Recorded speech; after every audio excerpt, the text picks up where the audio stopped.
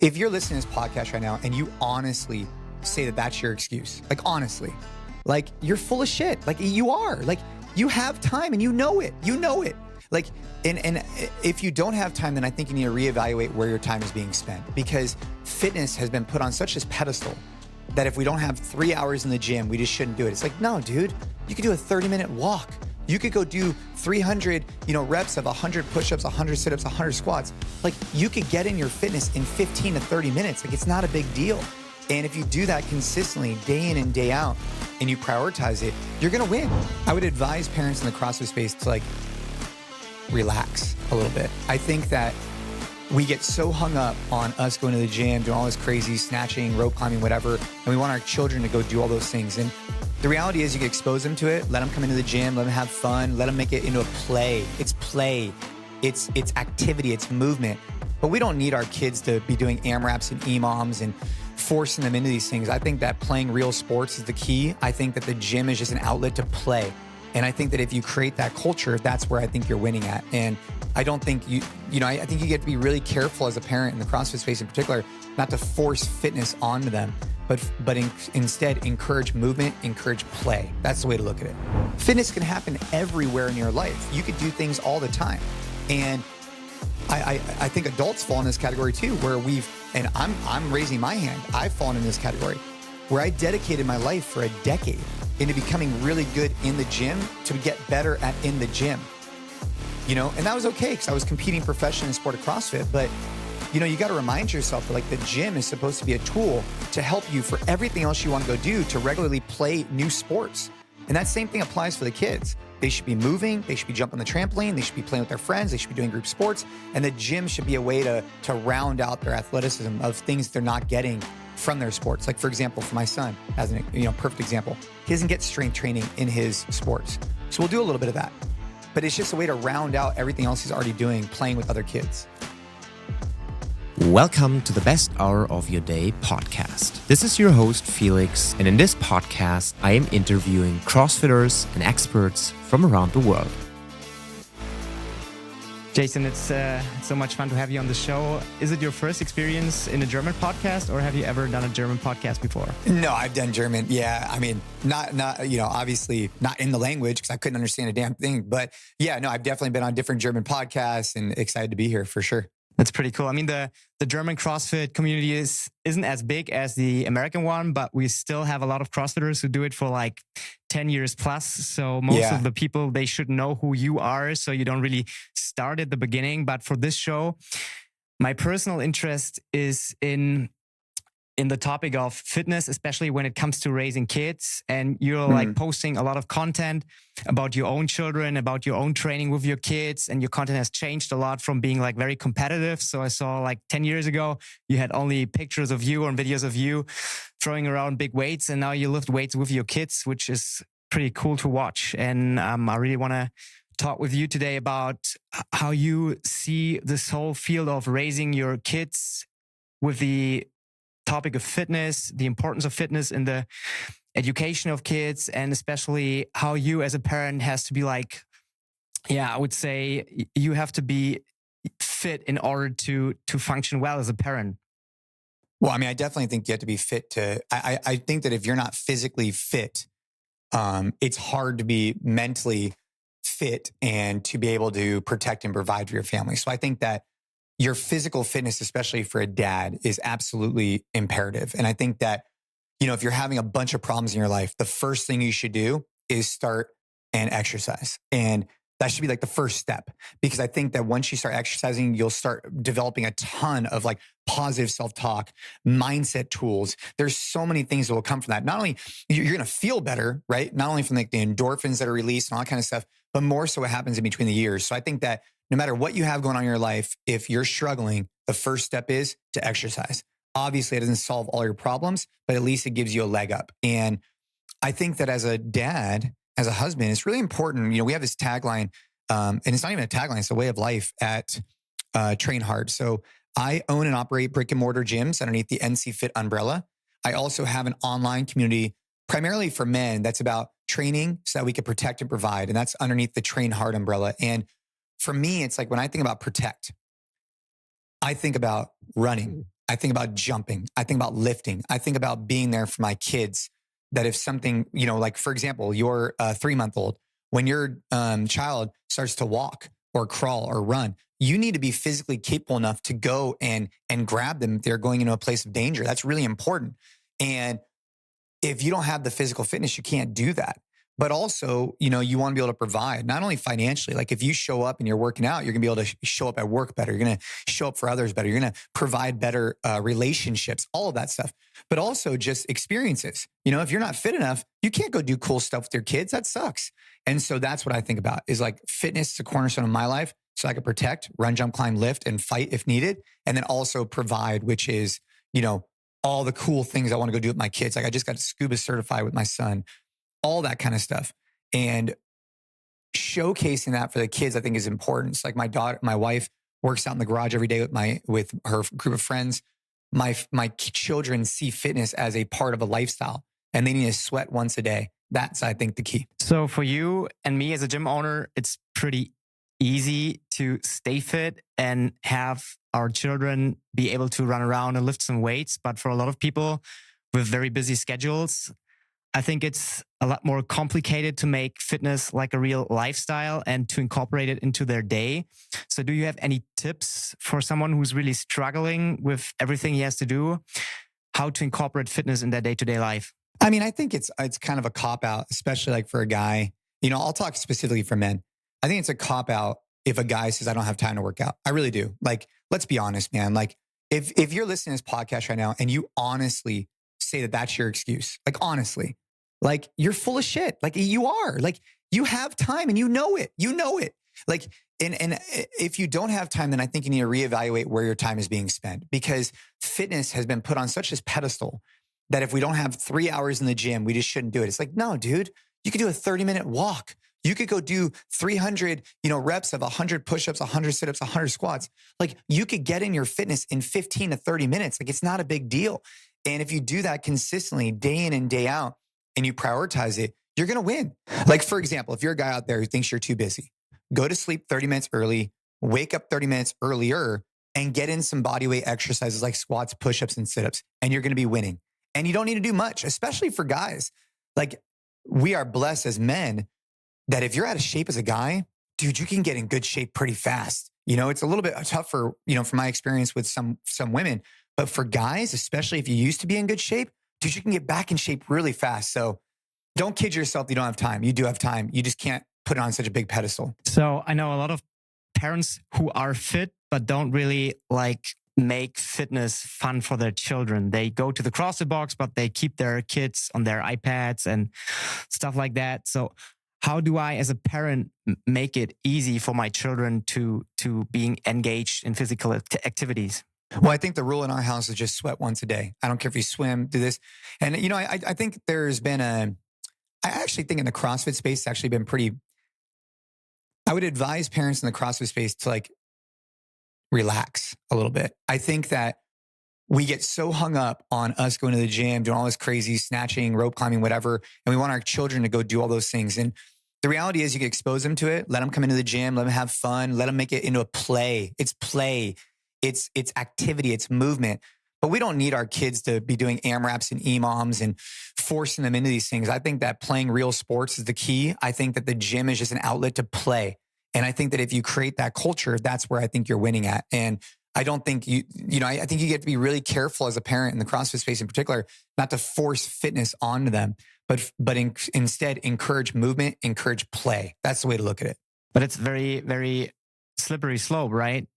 Not to push them too hard, but make it fun on the other hand. Well, I don't think it is. I mean, I think you need to check yourself as a parent. And, I've had to go through this myself. I mean, my kids are older, right? 13 and 10. I've seen the evolution. And you have to be really careful not to force these things. You need to make it as a part of your daily life and the culture where you're just in the garage playing. You're not saying, okay, we're going to set a clock and we're going to do a 45-minute AMRAP. It's like, no, dude, just come into the garage, just play, just enjoy. And then let's go do group sports. Let's go expose ourselves to new skills. Let's go learn new things. Let's learn self-defense. Let's learn these skills. Let's not just get good in the gym just to get good in the gym. Let's use the gym as a catalyst to go do other stuff. Like that's the key, in my opinion. So what do you think? At what age should children start engaging in physical activities? Immediately. I mean, think about it. Like, basically, children at the age of 1 are going to start walking, then they're going to start squatting, they're going to start lifting, they're going to start doing things. And it should just be a part of their lifestyle. I think that, again, I just want to really reiterate this, like this whole idea that like the gym is like fitness, it's just a piece of fitness. Fitness can happen everywhere in your life. You could do things all the time. And I think adults fall in this category too, where I'm raising my hand. I've fallen in this category where I dedicated my life for a decade into becoming really good in the gym to get better at in the gym. And that was okay because I was competing professionally in the sport of CrossFit. But, you got to remind yourself that like the gym is supposed to be a tool to help you for everything else you want to go do to regularly play new sports. And that same thing applies for the kids. They should be moving. They should be jumping the trampoline. They should be playing with their friends. They should be doing group sports. And the gym should be a way to round out their athleticism of things they're not getting from their sports. Like, for example, for my son, as an perfect example, he doesn't get strength training in his sports. So we'll do a little bit of that. But it's just a way to round out everything else he's already doing, playing with other kids. So you post a lot of videos and pictures from your kids on Instagram where they lift weights, where they are engaged in sports and lifting weights. How do other people react to this? Because I feel like there is a lot of people who tell you, oh, he's too young to lift that kind of weights. And what is your opinion on that? I think that stigma has been primarily debunked. I think the idea that lifting weights is going to stump your growth, I think that there's a lot of data out there to debunk that myth. But I think that every parent has a duty in themselves to evaluate the safety for their children. And it's like a great example, tackle football. Here in the United States, right? Tackle football is kind of a hot subject in some houses. Some parents think it's too dangerous. Some parents think it's an incredible sport to network with friends, to learn grit, to learn determination, all of those things. I fall in the category that it is a phenomenal sport that could teach you great friendships, hard work, and grit. But if my son is doing this sport, right, and I, as an engaged parent, am sitting there on the sidelines and think that they're maybe putting themselves at risk of injury, I have a duty to go in there and change things, and maybe he stops. It's the same thing with weight training. All we're doing is just trying to provide a stimulus, trying to create an adaptation. And if I feel like I'm putting my son or daughter at too much of a risk, it's my responsibility as a parent to reduce that. But this doesn't happen overnight. This takes years and years and years to get to the point where your kids are lifting enough weight where it could be hazardous. You know what I'm saying? So you've already had that exposure. And so, yeah, I don't think like flack online or anything like that's even an issue. It's really up to the parent to say, hey, am I doing what I believe is best for my kids to keep them safe, but at the same time, push them to get uncomfortable? So how do you see this whole topic of social media when it comes to kids? I think a lot of things have changed over the years. When I remember back like 20, 25 years, I played football with my friends. I went outside. I had a lot of fun. So fitness was always there and I was always engaged. But nowadays, when you look at the children, when they're young, they're sitting around, they're playing with their phones, with their iPads, and they don't really get like enough movement. So how do you see the world changing within the next 5 or 10 years? Is there a downward spiral, or is there something we as parents can do in order to make it a little bit better? I think you need to teach the value of movement and encourage it from moment one. That's just a part of your lifestyle. And I think you got to get away from thinking that movement is only in a CrossFit gym or movement is just like CrossFit kids class. That's not the case. It isn't. And if you believe that, you're going to eventually just either burn out your kids or you're going to narrow their mindset too much. The mindset needs to be movement is medicine. Go do whatever the hell you want. Go run in the parking lot, or not in the parking lot, but go run with your friends. Go jump on the trampoline. Go play sports from early age so that they know that they will find something that they enjoy doing to get in movement. My daughter, for example, she does not like to do CrossFit style stuff. She doesn't like to do traditional sports, but she loves to swim. And so that's what we encourage. We encourage her just to go out there and move, go do something. You want to go for a walk? Let's go. And so I think that has to be the holistic approach that parents take, because if they don't and they force one area, kids are going to resist and they're just going to end up on their phones more. So instead, put the ball in their court and say, hey guys, all we need to do is you just got to move once a day. I don't care what you do. Now all of a sudden it gives them autonomy. It gives them, the decision-making process, and they feel empowered, and they are much more likely to go do it. So what do you do when your kids say, I don't want to sweat today? Is there like some days where they don't have to do it? Or is it like you tell them, just walk around the house and you'll be fine. Yeah. I mean, I encourage them to go do something with me, right? So if they're like, I don't want to go do whatever. I mean, if they're pretty beat up and they've had a tough week or whatever, obviously, you're compassionate and you're understanding. And the harder you push, the more they're just going to pull away. So you got to be really careful, So instead, you're like, all right, well then, why don't you go with me? Let's go play pickleball, right? Let's go play something together. And now you're doing that and you're doing it with them. Or if they're really, really beat up and they just don't feel like moving, then you just say, okay, no problem. We'll get back at it tomorrow. But, I cannot reiterate this point enough that I have came from very extreme levels of fitness all day, every day. And frankly, I still do a lot of that. But you have to be really careful how you push that onto the kids and don't push your agenda onto them because they're going to push back and it's just going to get worse and worse and worse. You have to meet them where they're at and find things that they enjoy doing. I think that's really important. What responsibility you see in schools that they are like responsible for the physical education of the kids as well, not only the mental education, for example? I don't think that there is a responsibility for them. I think it's the parents' responsibility. I think that schools have gone away with the, miles and, our kids still do it. But I just think that, if you look at law enforcement, they're reducing the barrier to entry because they're not having enough applicants who could hit certain benchmarks. And it's going to be the same thing in schools. You're going to continue to reduce. If you look at like the former presidential fitness test here in United States, it was incredible. It was powerful. Over time, though, our PE standards have gotten less and less and less in the U.S. So the responsibility needs to be on the parents. Obviously, we should be involved with our kids' school and encourage, but the responsibility ultimately falls on the parent. And I think that if you're a young parent listening, you have this vision of what it's going to look like. You'd say, oh, my kid's going to do this. It's like, dude, just make sure that you're approaching things with compassionate understanding and start with play because what you think isn't always what they think. And the harder you push, it's like you trying to convince your spouse to train. Dude, if you don't approach that with the right attitude, they could just push back and it's not good. You want to help develop healthy lifestyle forever, not just for like a week or two. Yeah, I think that's something I see on a regular basis where the parents, they really have this thing in mind where their kids become like professional soccer players, for example. And until the age of like 12 or 14, they follow their parents' passion, but then it fades and they go a completely different direction or they lose interest in sports. That's what I see a lot. So you say as a parent, you should just let them explore and let them play and let them try out, or? Yeah, I want them to try everything. I don't want them to specialize. I want them to try as many sports as possible. So when you look back and you say, oh, what sports did you play? It's like, I played everything. My parents got me into everything. And at least you tried it. And you might only do it for a season. You might do it for a few years, but at least you're trying different things. And specializing, I think at an early age is actually going to be detrimental. Because imagine if you're a kid and you specialize, you say, okay, I'm 10 years old. I'm going to specialize only in baseball. And you play. Then you burn out. You get to high school and you decide that baseball's not your thing because you're burnt out.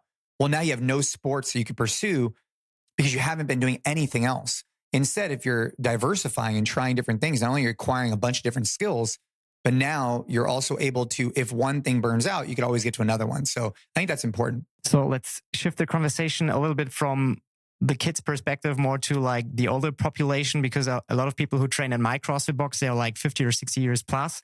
And I think it's a very important topic as well to talk about those populations, because similar to the kids, it's like, it's very, very difficult sometimes to tell older people that it's not, that they still have time to develop fitness, that they're not too old, right? That 50 or 60 or 70 years, it's still not too late to become fitter.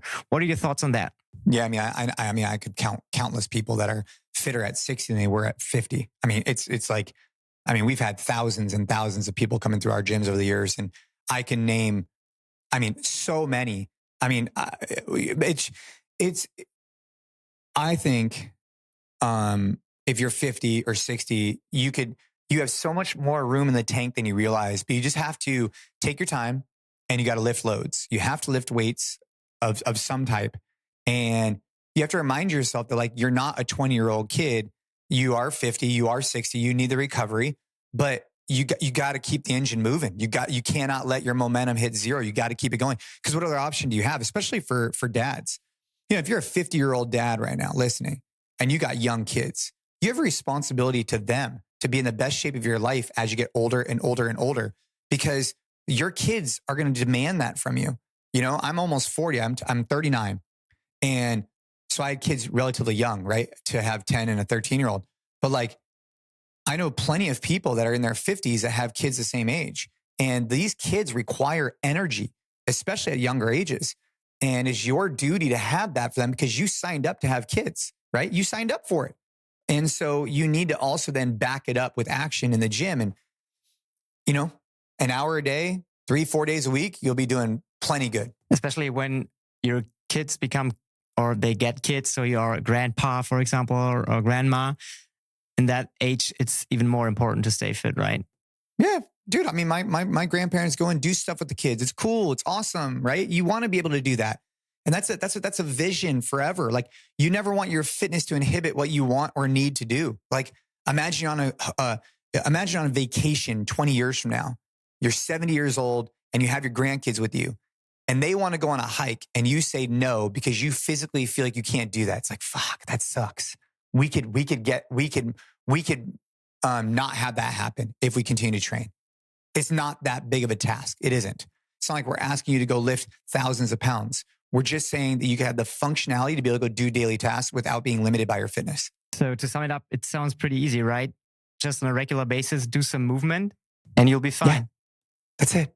I mean, if you look at like Asian cultures and you look at the death rates from people that fall and can't get back up again, it is dramatically lower in Asian cultures than you'll see in the United States. And the primary reason for that is that a lot of times, many of these cultures, they'll sit on the floor. And so they'll get used to going down on the floor and getting back up again.